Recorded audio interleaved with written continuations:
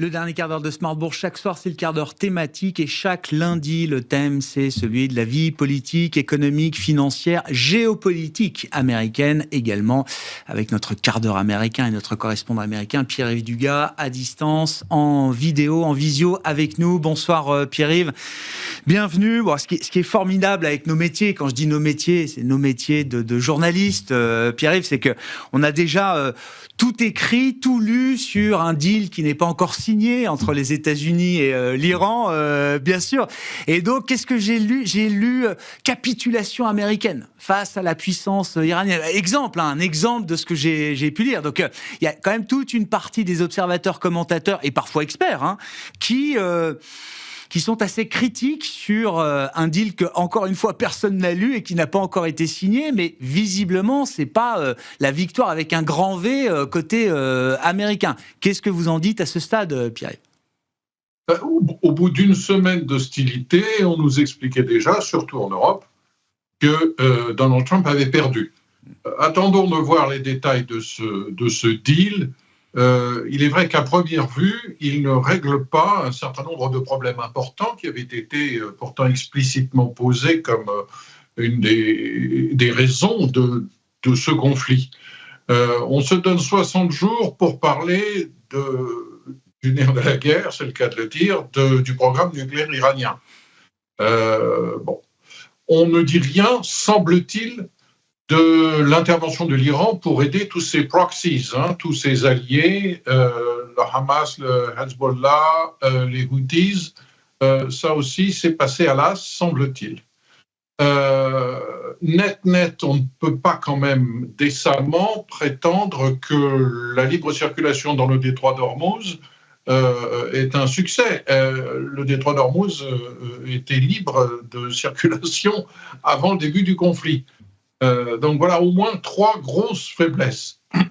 Je pense qu'il y a dans ce jugement systématiquement négatif, d'abord la manifestation classique de tout ce que Donald Trump peut faire, c'est mal, ça ne va pas, la presse est contre lui et s'il pleut demain, c'est de sa faute, s'il n'y a plus de soleil, c'est de sa faute, il est responsable de tout.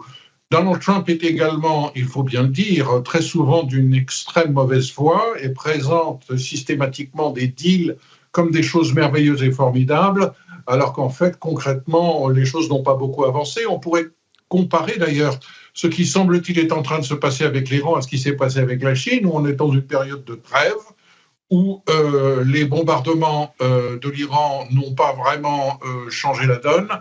De même que les droits de douane massifs imposés par les États-Unis à la Chine n'ont pas vraiment imposé la donne et on nous présente la trêve comme un grand succès. C'est un petit peu un parallèle qu'on peut faire entre les deux.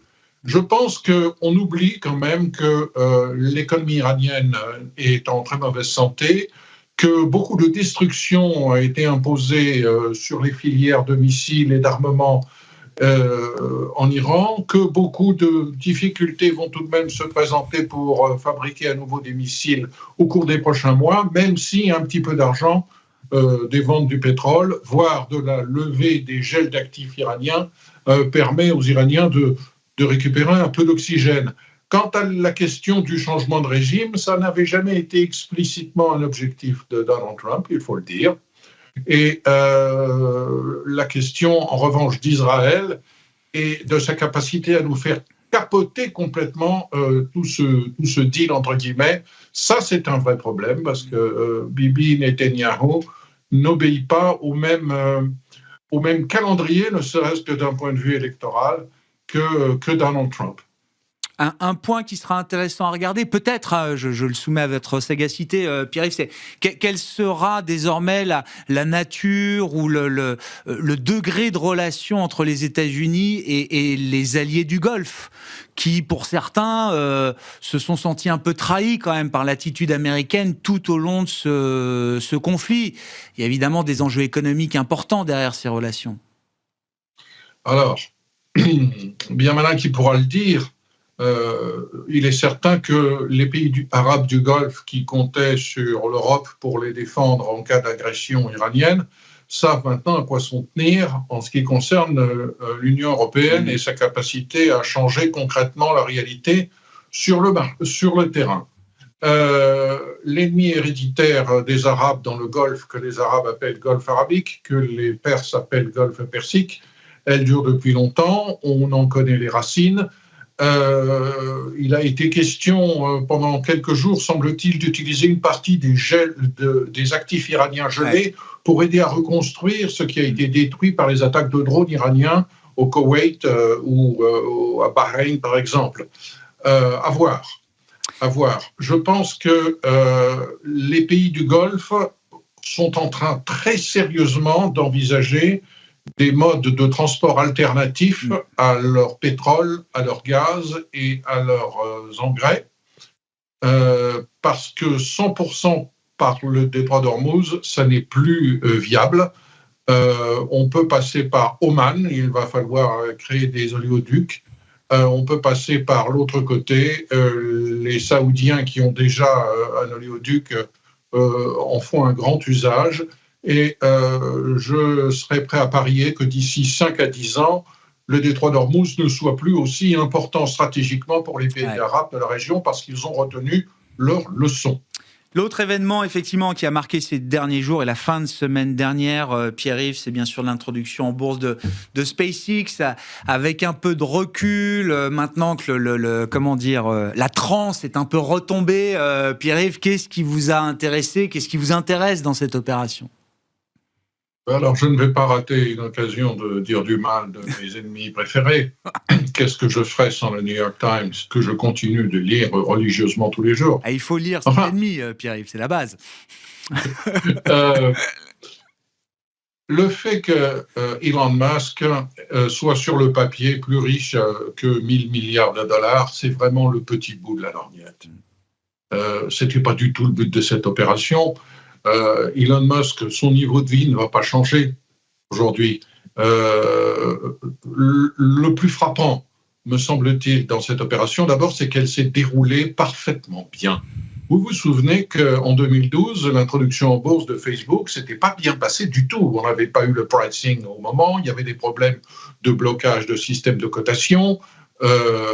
Les choses avaient très très mal commencé pour Facebook, et là, la leçon a été retenue pour le Nasdaq et pour tous les intervenants et tous les intermédiaires sur le marché. Il faut quand même le dire. Mais alors, le match ne fait que commencer. Oui, c'est vrai. SpaceX a gagné 20% le premier jour. On gagne 7% aujourd'hui. Mais qu'en sera-t-il dans un an? Cette société perd de l'argent. Elle en perd de plus en plus. Elle a fait des promesses extraordinaires. Et cette opération magnifique qui a permis de lever 75 milliards de dollars, c'est quand même un gros chèque en blanc à Elon Musk qui profite de son extrême popularité et j'ai envie de dire du culte de la personnalité qui entoure Elon Musk. J'ai fait une petite vérification. L'introduction en bourse de Facebook en 2012, un an après, on avait perdu 32%. Introduction en bourse de Lyft, moins 65%. De Coinbase, moins 55%, de Robinhood, moins 74%.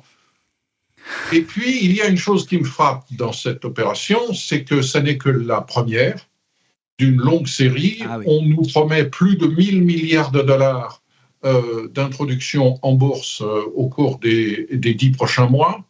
On sait que Anthropic et OpenAI sont sur les rangs, chacune avec probablement des valorisations qui vont dépasser 1 000 milliards de dollars. Et ne l'oublions pas, il y a cette petite PME qui s'appelle Alphabet, la maison mère de Google, qui va lever 85 milliards de dollars sur le marché. C'est plus que ce que vient de lever Elon Musk pour SpaceX. Ça n'est pas une introduction en bourse, mais ça prouve tout de même que ce marché américain est extrêmement profond, extrêmement enthousiaste, extrêmement optimiste, croit en l'avenir, croit en la science, croit en la technologie et croit qu'on peut devenir riche en appliquant l'intelligence artificielle sous toutes ses formes, y compris au-delà de la ionosphère. Si la Chine avait réalisé une opération boursière comme ça, le New York Times nous dirait que c'est une catastrophe et un signe de plus du déclin américain. Notons tout de même que cette opération montre que les marchés boursiers américains, les marchés à risque sont capables, par leur profondeur, par leur liquidité, d'apporter des capitaux pour changer le monde. C'est important et c'est plutôt une bonne nouvelle si on s'intéresse à la bourse. On a beaucoup parlé de l'exceptionnalisme américain, du point de vue effectivement de la capacité financière à soutenir l'innovation et les entreprises. Je crois qu'on reste quand même sur une forme d'exceptionnalisme qui n'a pas de comparable dans le monde aujourd'hui, Pierre-Yves. Bon, vous savez que cette opération a fait, sur le papier, 4400 millionnaires. Ouais. Des anciens employés ou des employés actuels de SpaceX qui avaient des stock options. Sur ces 4400 nouveaux millionnaires, il y en a 400 qui sont millionnaires au-delà de 100 millions. Mais c'est un effet supplémentaire. Qui profite pas simplement à Elon Musk, mais qui profite à tous les gens qui ont supporté les sautes d'humeur, les caprices et l'incroyable pression que Elon Musk exerce sur tous ses employés et qui sont récompensés aujourd'hui. Bon, voilà. Et SpaceX a même levé plus que les 75 milliards prévus, puisque aujourd'hui ils ont exercé donc le green shoe, l'option de surallocation. Il y a toujours une petite poire pour la soif. Donc ils ont remis quelques dizaines de millions d'actions en vente, ce qui a permis au final de boucler une opération de levée de fonds de près de 85 milliards de dollars en l'occurrence, je crois que 83, quelque chose, voilà. En attendant la levée... Eh bien voilà, Google s'apprête à faire la même chose. C'est ça, exactement. On verra Google effectivement dans les prochaines semaines ou les prochains mois. Merci beaucoup Pierre-Yves. Pierre-Yves Dugas avec nous chaque lundi pour ce quart d'heure américain, le correspondant américain de Smart Bourse et de Bismart.